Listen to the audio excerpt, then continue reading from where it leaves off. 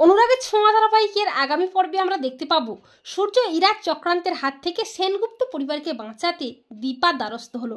হ্যাঁ বন্ধুরা, আমরা এমনটাই দেখতে পাবো অনুরাগের ছোঁয়া ধারাবাহিকের আগামী পর্বগুলোতে। অবশেষে সূর্য ফিরে আসে সেনগুপ্ত বাড়িতে। সূর্য ফিরে আসায় বাড়ির সবাই বেশ খুশি হয়ে যায়, কিন্তু সূর্যের ওপর লাবণ্যের অভিমান হয়। তাই লাবণ্য সূর্যকে বলে যে সূর্য, তুমি এতটাই নিচে নেমে গেছো যে নিজে তোমার নতুন বিবাহিত স্ত্রীকে নিয়ে থাকবে বলে দীপাকে তুমি নোটিশ দিয়ে এ বাড়ি থেকে তাড়িয়ে দিয়েছো। লাবণ্যের কথায় সূর্য অবাক হয়ে যায়। সূর্য বুঝতে পারে না কে নোটিশ দিয়ে দীপাকে তাড়িয়ে দিয়েছে।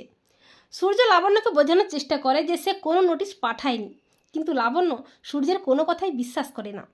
বেশ কয়েকদিন পর ইরা লুকিয়ে লুকিয়ে কাউকে ফোন করে বলছিল যে দীপাকে আমি এ বাড়ি থেকে তাড়িয়েছি, এবার আমি এই পরিবারটাকে ধ্বংস করে ফেলবো। ইরা যখন কথা বলছিল তখন সূর্য চলে আসে।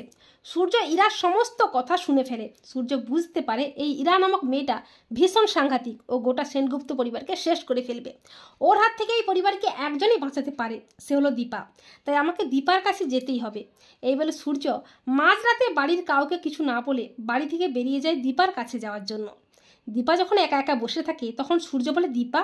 সূর্যকে দেখে অবাক হয়ে যায় দীপা। দীপা বলে, ডাক্তারবাবু আপনার কি হয়েছে? আপনাকে তো বিধ্বস্ত লাগছে কেন? মা ঠিক আছেন তো? দীপা সূর্যের হাতটা ধরে বলে, দীপা তুমি সেনগুপ্ত পরিবারকে বাঁচাও, ওইরা সেনগুপ্ত পরিবারকে শেষ করে ফেলবে, আমি নিজের কানে শুনেছি। এই বলে সূর্য দীপাকে সব ঘটনা খুলে বলে। তো বন্ধুরা, তোমরা এটাই চাও তো যে সূর্য যেন ইরার চক্রান্তের হাত থেকে সেনগুপ্ত পরিবারকে বাঁচাতে দীপার দ্বারস্থ হয়?